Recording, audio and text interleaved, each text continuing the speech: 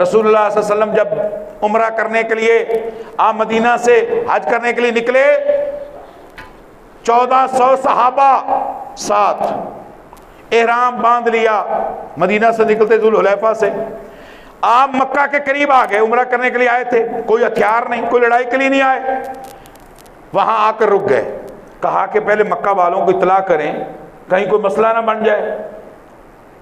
اللہ اکبر، رسول مشرکین مکہ کے ساتھ بات کرنے کے لیے مشاورت کرتے ہیں، سب نے مشورہ دیا حضرت عثمان کو بھیج دیں، نفیس آدمی ہے، پڑھا لکھا بندہ ہے، اچھی زبان گفتگو کرتا ہے، اور پھر اس کی رشتہ دار پراپرٹی بھی ہے، اس لیے ان کا لحاظ کریں گے۔ آپ نے اپنے داماد حضرت عثمان کو بھیج دیا، عثمان چلے گئے، انہوں نے جا کر کہا کہ نبی علیہ السلام اور 1400 صحابہ عمرہ کرنے کے لیے آئے ہیں، آپ اجازت دیں تو ہم مکے میں داخل ہو جائیں۔ انہوں نے کہا یہ نہیں ہو سکتا، بات پھیل گئی، حضرت عثمان شہید ہو گئے، لمبا واقعہ، یہ ہمارا موضوع نہیں ہے۔ بہرحال آپ نے حضرت عثمان کا بدلہ لینے کے لیے 1400 صحابہ سے آپ نے بیعت لی، اپنے ہاتھ کو عثمان کا ہاتھ قرار دے کر اپنے ہاتھ پر بیعت کی کہ میں محمد بھی آپ کے ساتھ مل کے عثمان کے لیے قتل ہونے کے لیے تیار ہے۔ اس نقطے کو ذرا سمجھیں، رسول اللہ بدلہ لینے کے لیے بیعت کرتے ہیں، بایان علی الموت، یہ حدیث ہے، ہم نے موت پر بیعت کی، عثمان کا بدلہ لیں گے ورنہ کٹ جائیں گے، واپس ایسے نہیں جائیں گے، عثمان کی عظمت پر قربان جائیں، خود رسول اللہ جان دینے کے لیے تیار ہے۔ اللہ اکبر، لوگوں سوال اور اعتراض کرتے ہو صحابہ پر، شرم مگر تم کو نہیں آتی، کعبہ کس منہ سے جاؤ گے غالب، شرم مگر تم کو نہیں آتی، پھر مسلمان کے مسلمان۔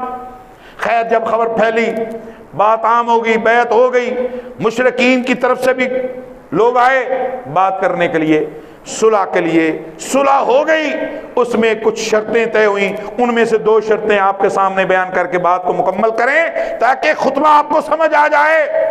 لیٹ جو آنے والے دوست ہوتے ہیں نا، میری کوشش ہوتی ہے بیچارے لیٹ تو ہیں، چلو اینڈ پر اس طرح کا کوئی کنکلیجن نکالی جائے کہ ان کو سمجھ آ جائے۔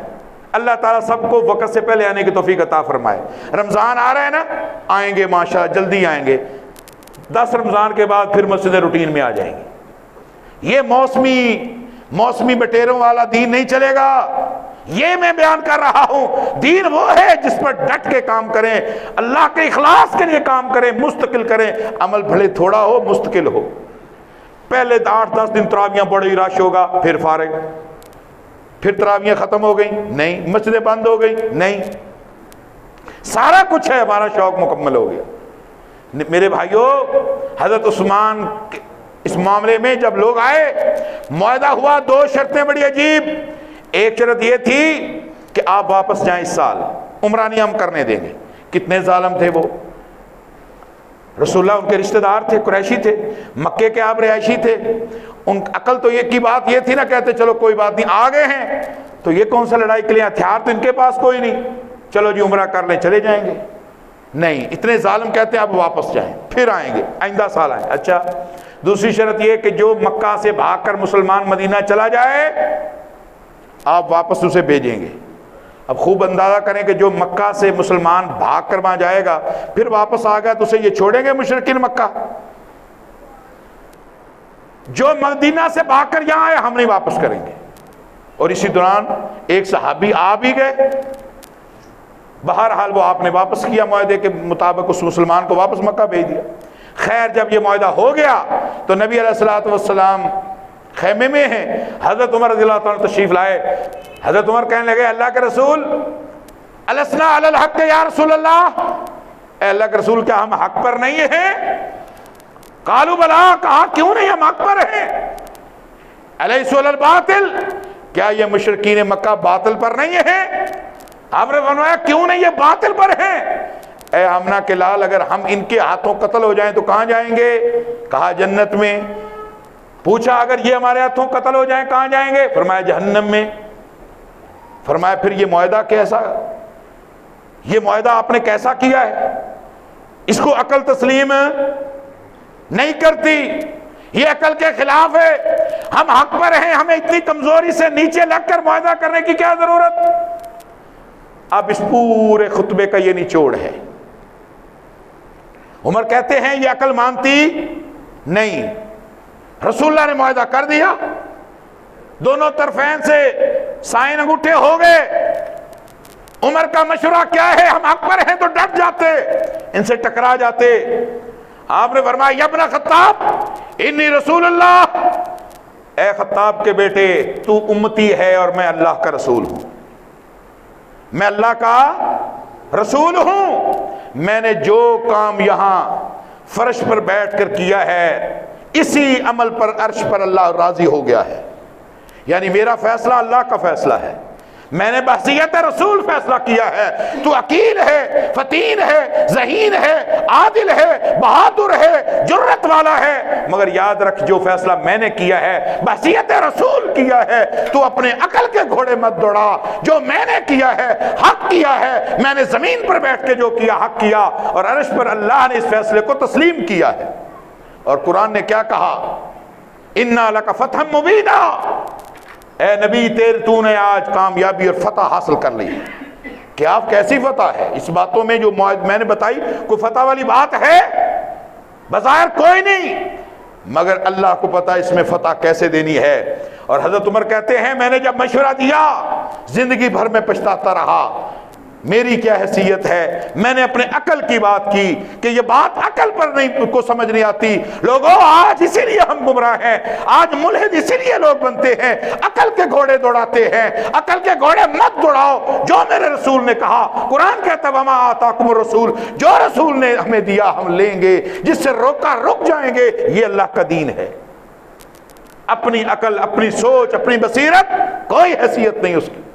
اور آپ سے ایک بات عرض کروں، جب حضرت عثمان واپس آ گئے، قافلہ واپس چل دیا مدینے کی طرف، بغیر عمرہ کیے واپس جا رہے ہیں۔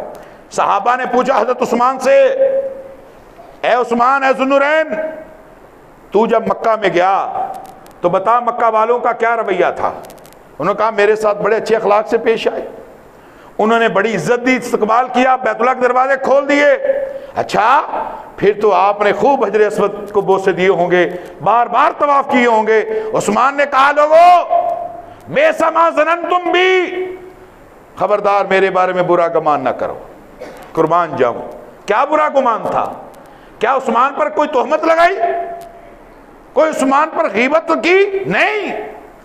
کہا تم کہتے ہو کہ میں نے خوب طواف کیے ہوں گے، حجر اسود کے بوسے لیے ہوں گے؟ نہیں۔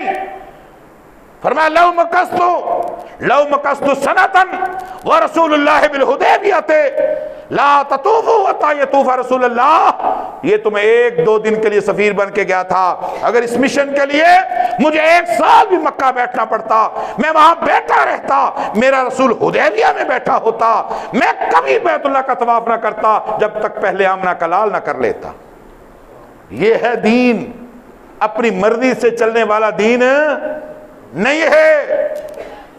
ابو لہب کون ہے؟ ابو لہب رسول اللہ کا چچا ہے، رسول اللہ کا چچا ہے۔ آپ پیدا ہوئے، یتیم پیدا ہوئے، اس نے لونڈی آزاد کی، اس نے خوشی منائی، وہ کافر رہے، سارا کچھ کیا، محبت ہے بطور رشتہ کے، بڑی محبت ہے۔ اس نے رسول اللہ کے گھر کے سامنے گھر بنایا تاکہ نکلتے آتے جاتے رسول اللہ پر میری نظر پڑتی رہے۔ محبت کا یہ عالم ہے۔ مگر جب رسول اللہ نے کہا لوگوں میری بات کو مان کے اس مسلمان ہو جاؤ، اس نے انکار کر دیا۔ ایسا ہی ہے نا، اس نے رسول کی ذات کو مانا، بات کو مانا، بولو بات کو مانا نہیں، ذات کو مانا ہے، بات کو نہیں مانا۔ اور ابو بکر اور اس میں فرق کیا ہے؟ ابو بکر نے رسول کی ذات کو بھی مانا، رسول کی، عمر نے رسول اللہ کی ذات کو بھی مانا، رسول اللہ کی، عثمان نے ذات اور بات دونوں کو مانا، علی نے ذات اور بات کو مانا، حسنین نے ذات اور بات کو مانا، طلحہ نے ذات اور بات کو مانا، عشرہ مبشرہ نے ذات اور بات کو مانا۔ 1,44,000 صحابہ نے نبی کی ذات کو بھی مانا ہے، بات کو بھی مانا ہے۔ صرف نبی کی ذات کو اگر مانے تو سکھ بھی مانتا ہے، ہندو بھی مانتا ہے، یہودی بھی مانتا ہے۔ ہم اس لیے مسلمان ہیں کہ رسول اللہ کی ذات کو بھی مانتے ہیں، رسول اللہ کی بات کو بھی مانتے ہیں۔ ایسا ہے کہ نہیں؟ اور عملاً اگر ہم بھی انکار کریں تو بس پھر اندازہ لگا لو ہماری حالت کیا ہے۔ اس لیے میرے بھائیوں، رسول دعا کریں اللہ ہمیں رسول کی ذات اور بات دونوں کو ماننے کی توفیق عطا فرمائے۔ اس لیے یہ رمضان کی تمہید کے خطبات ہیں، ہم نے رمضان میں سنتوں کو فالو کرنا ہے، تب پورا فائدہ ہوگا، ورنہ بھوک اور پیاس بچے گی، راتوں کے قیام میں تھکاوٹ بچے گی۔ اللہ سے دعا ہے کہ اللہ ہمیں عمل کرنے کی توفیق عطا فرمائے۔ وآخر دعوانا الحمدللہ رب العالمین۔